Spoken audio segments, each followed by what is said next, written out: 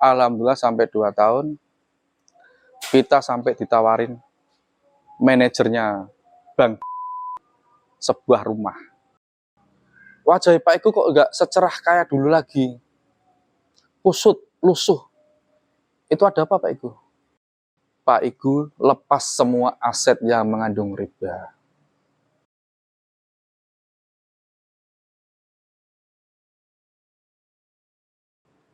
Assalamualaikum warahmatullahi wabarakatuh. Perkenalkan, nama saya Bapak Igu Leksono, alamat Sambung Sari RT 1 RW 6, Kelurahan Sambung Sari. Saya mau menceritakan perjalanan hidup saya, masalah tentang riba. Satu, sebelum kenal riba. Kedua, kenal riba. Ketiga, hancur karena riba. Dan keempat, berdiri sekarang tanpa riba. Nomor satu, perjalanan hidup saya sebelum kenal riba.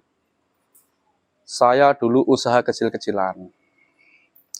Karena saya tidak punya modal, saya melangkah ke pintu gerbang koperasi. Angan-angan mau pinjam uang tanpa jaminan. Ternyata di koperasi itu semua harus ada jaminan. Jaminan KTP, BPKB, sertifikat, dan lain-lain.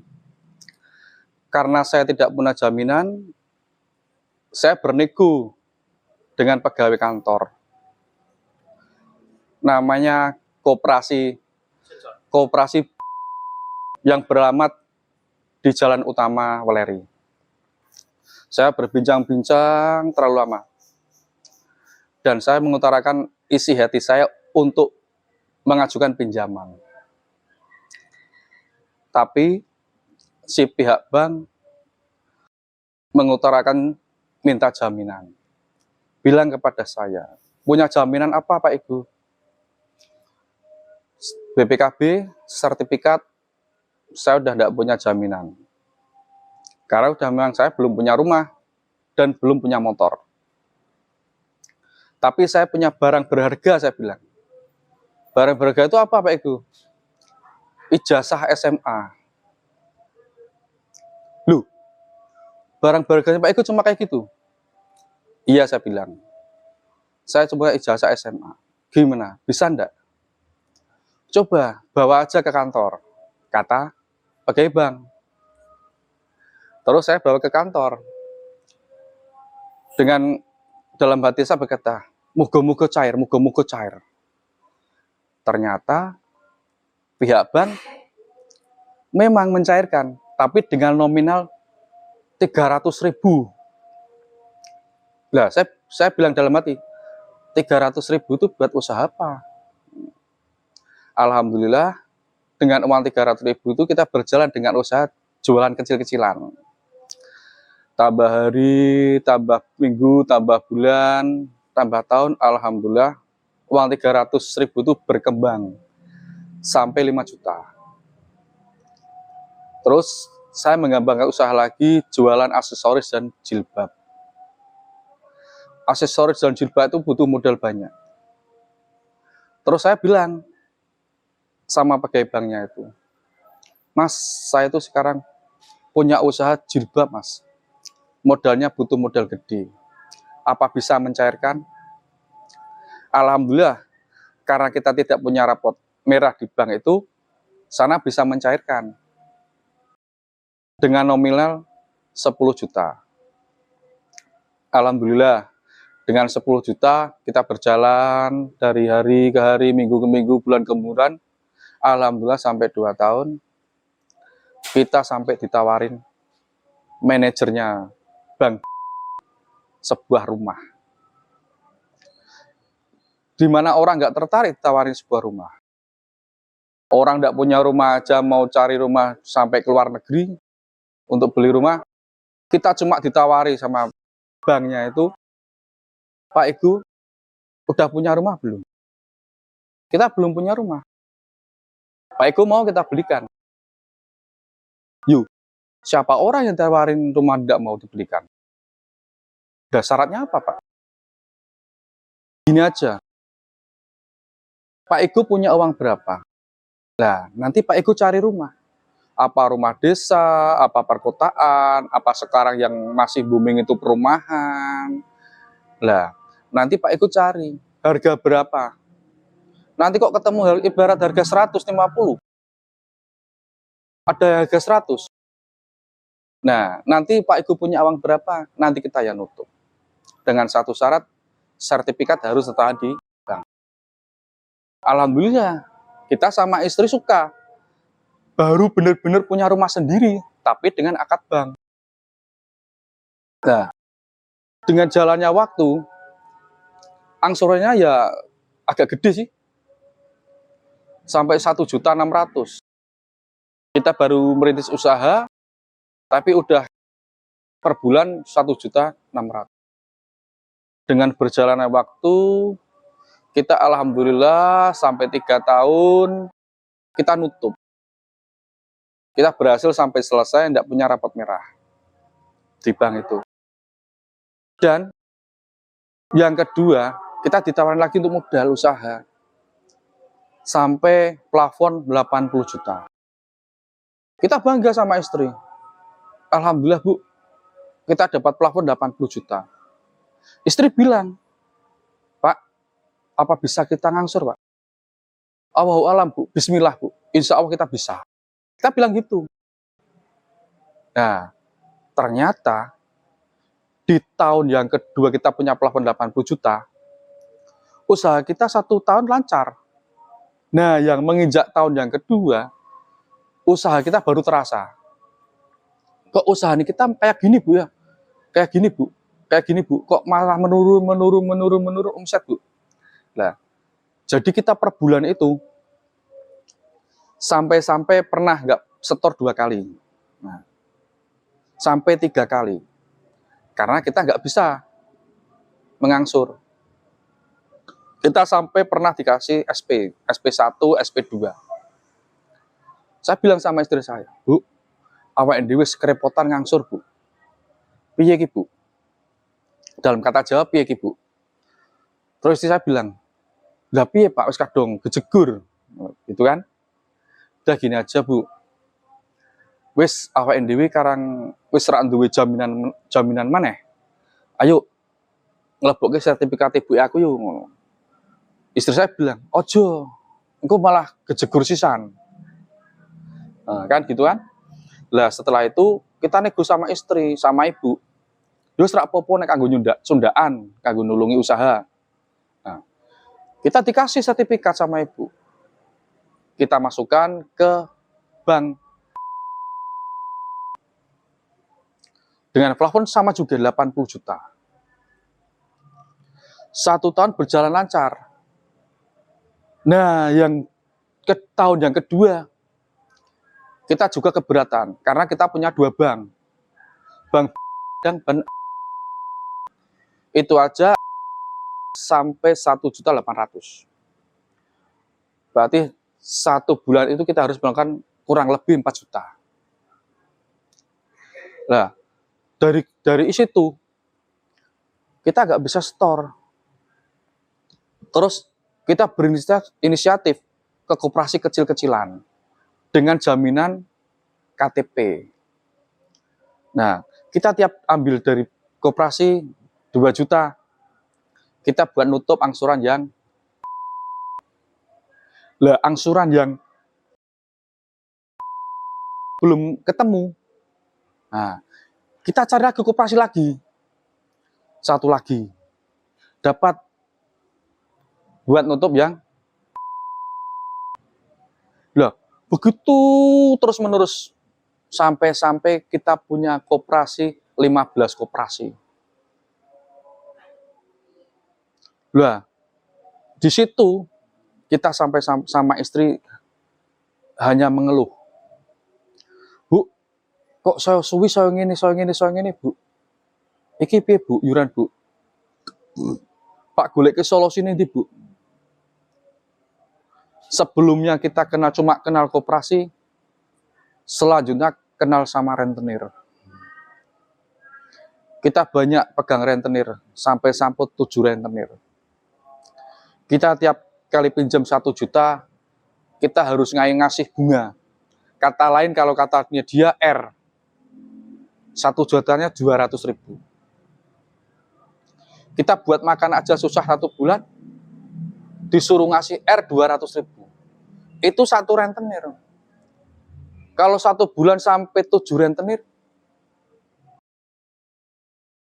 itu sampai 1.400.000. Itu belum yang lain-lainnya. Dan sampai segitunya, saya sama istri sampai mengeluh. Dan sebelumnya saya mengenal rentenir, istri saya tidak tahu kalau saya ambil rentenir.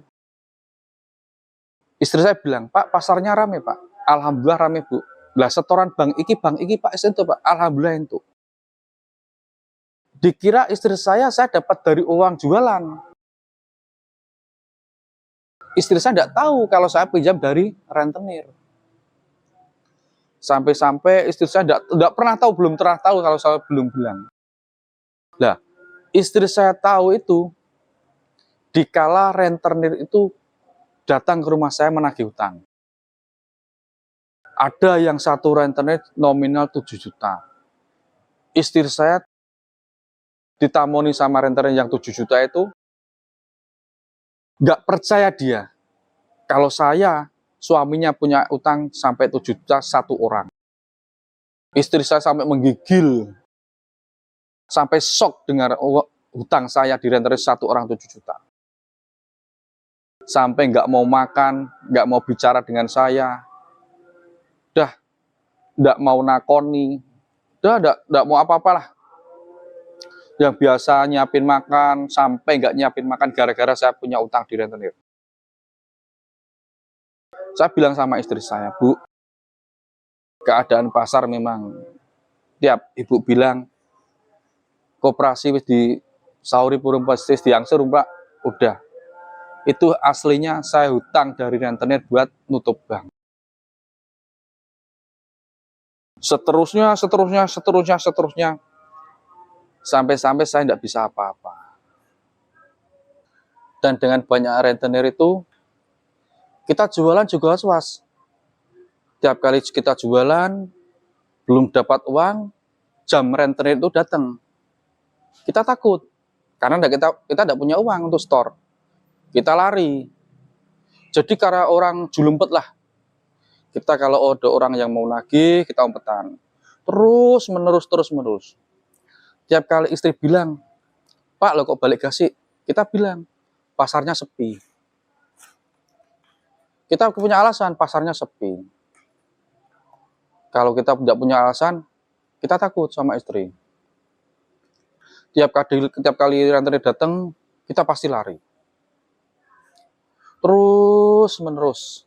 Nah, kita terus bilang sama istri, tidak masalah rentenirnya dulu. Kita bilang sama istri, Bu, pasarnya kok sepi meneh, Bu. Nggondewe iki apa digawe wong nek apa?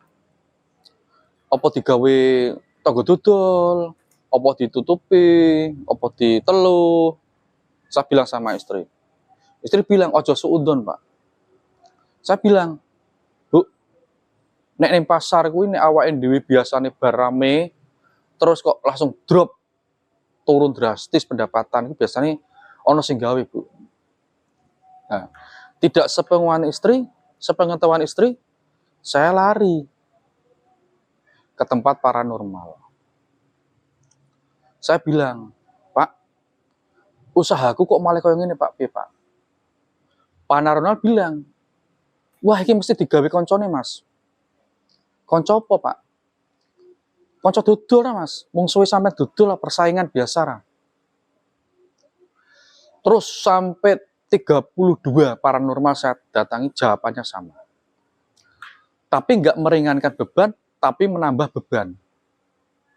Karena apa? Tiap kali kita pulang dari paranormal, kita dibawain oleh-oleh. Kayak air, kayak kembang, sajen. Itu macam-macam lah. Tiap kali kita pulang ke rumah, istri bilang, "Sekondi, Pak, Saka konco, Bu, adem pikir. Istri nggak tahu kalau saya dari paranormal. Lah selanjutnya terus nggak pakai lama itu kita ke paranormal. Terus saya bilang, Bu, awake dhewe Pak modalan apa meneh Bu, serante modal, Bu. Lah piye, Pak? Terus kita terakhir itu saking hancurnya kita jualan sembako udah habis, jualan jibjab udah habis, kita jualan es cendol. Karena kita nggak punya modal, kita jual estalase buat jualan es cendol. Lah, itu awal mula kita ketemu jalan untuk melunasi hutang. Dengannya kita bertemu berjualan es cendol, kita ketemu seseorang. Karena kita tiap kali jualan es cendol, kita minta pandan buat penyedap rasa. Lah yang punya pandan itu namanya Pak. Rumahnya Sambung Sari. Lah dia bilang, Mas Igu kok minta pandan buat apa sih Mas Igu? Buat jualan es, Pak. Es apa? Es cendol. Tiap hari Pak Igu. Iya, tiap hari kita jual es cendol. Lah, tiap hari kita ke sana, tambah hari, Pak bilang, Pak Igu, wajah Pak Igu kok enggak secerah kayak dulu lagi. Kusut, lusuh. Itu ada apa Pak Igu? Aku udah bingung, udah enggak punya apa-apa lagi. Kita cuma bisa nangis tok. Terus gini aja, datang aja ke Ustadz. Ustadz siapa Pak? Datang aja ke Ustadz. Dia bilang gitu. Lanjut syaratnya Pak Kin, apa nggak duit? Ora perlu. Dolan sik ning jaluk di rupiah.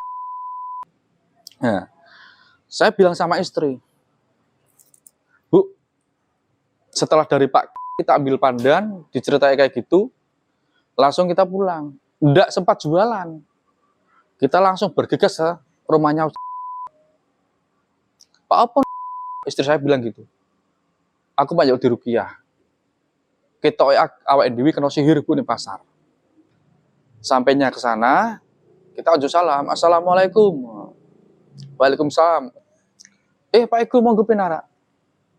Onton apa niki kok dengerin temen silaturahim rene. Kita punya problem besar. Kita kok dagangannya kok disihir karo wong. Coba tak telitine se. Ojo kesusu negatif karo tonggo dodol, mari fitnah. Pak Igu punya dipitani dulu Pak Igu. Dari ibarat podo karo metani. Benang kusut.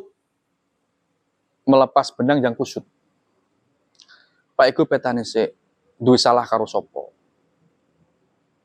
Duwe tatu karo sopo. Ustaz bilang. Terus saya merenung. Oh iya Pak. Saya di kehidupan di pasar itu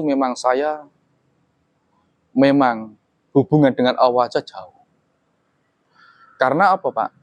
Tiap kali kita mendengar suara adzan kumandang, kita nggak gegas-gegas kita berangkat ke musola. Ngenteni si mbok menawa pembeli tuku Lah sampai 1:30. Kadang sampai asar, kadang nggak sholat duhur. Kalau sama ibu, insya Allah kita tidak ada kata-kata yang jelek sama ibu Pak. Insya Allah hubungan dengan ibu baik. Dengan teman-teman baik. Cuman yang saya rasakan, tiap kali kita jualan itu kita punya rasa takut Pak. Takutnya tuh nggak bisa dibayangkan Pak. Udah gini aja Pak Ibu. Ada jalan satu-satunya. Pak Ego harus ikhlas dan tobat. Lah, maksudnya gimana Pak? Jalannya cuma ikhlas dan tobat. Pak Ego itu tidak disihir sama teman lawan dagang. Nek Pak Ego kok masalah hubungan dengan Allah belum bisa sempurna, belum bisa kok. Tiap kali ada panggilan adzan Pak Eko belum bisa menindaki sholat. Itu wajar karena hidupnya di pasaran. Gini yang saya maksud Pak Eko. Pak Eko mau bebannya ringan, tadi yang saya bilang itu, ikhlas dan tobat nasuha. Nah terus gimana Pak? Pak Eko lepas semua aset yang mengandung riba. Itu jalannya Pak. Itu ya jalannya kayak gitu. Karena yang namanya riba itu Rasul dan Allah aja memusuhi riba. Pak Eko punya riba. Semua yang kita punya, semua riba Pak. Nah itu Pak. Orang yang punya riba itu Allah memiskinkan, menjauhkan rezeki. Apalagi semua aset yang punya Pak Eko mengandung riba. Rumah kredit, sepeda motor semua kredit, koperasi ada, bank ada. Pak Eko gini aja, Pak Eko rembukan sama istri, bilang sama istri, Bu, jari ini Ustadz Ahmad kok, jalan satu-satunya untuk meringankan beban kita kok, ikhlas dan tobat. Maksudnya apa Pak? Istri saya bilang, tanya, maksudnya gini Bu, jari Ustadz Ahmad, omain dewi kon ngeduli kabeh, honda-hondani dewi semangandung riba kon ngeduli kabeh. Oh, lah istri saya shock, dia kaget dengan kata-kata awak dewi harus jual semua rumah dan semua sepeda motor yang mengandung riba. Istri saya sekali langsung nangis dengar saya bilang kayak gitu. Anak saya yang pertama juga nangis. Dia bilang gini, Pak, lah awak dewi Pak manggon nanti Pak serang di rumah Pak. Ojo koyo ngono nang. Awak dewi cik duwe omah ning gone mbae. Elek opo. Sing penting awak dewi selepas saka jerat riba. Berjalannya waktu, kita cari pembeli. Kita cari pembeli dan semua dah clear, selesai. Yang kredit motor ya sudah saya kembalikan ke yang kita pinjam. Kita nggak mau perpanjang lebar, kita kembalikan, alhamdulillah, dan kita tidak punya apa-apa lagi. Kita cuma istiqomah, bismillah, istiqomah. Kalau Pak Eko mau lancar rezeki, diawali dengan sedekah. Sedekah sebelum sholat subuh. Karena apa? Sebelum sedekah sholat subuh itu, ada 2 malaikat yang mencatat Pak Eko. Malaikat sip malam mau pulang ganti sip mencatat, oh Pak Eko sedekah.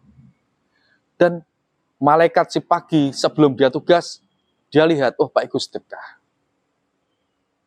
Wes terus dilanjut sampai tidak ada pusingnya namanya sedekah.